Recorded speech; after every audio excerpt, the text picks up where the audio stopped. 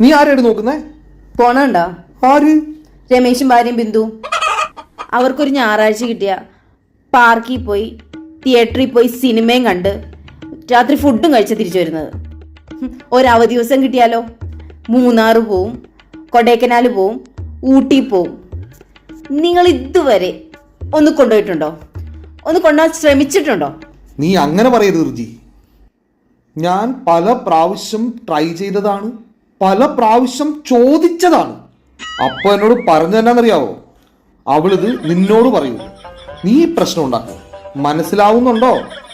ഇപ്പൊ നീ ആയിട്ടിങ്ങനെ പറഞ്ഞതുകൊണ്ട് എനിക്കൊരു പ്രശ്നമില്ല. ഉറപ്പായിട്ടും ഈ പറഞ്ഞ കാര്യങ്ങളെല്ലാം എനിക്ക് ചെയ്യാൻ ഞാൻ സമ്മതം. ദുഃഖമൊരു ബിന്ദു, ദുഃഖമൊരു ബിന്ദു, ബിന്ദുവിൽ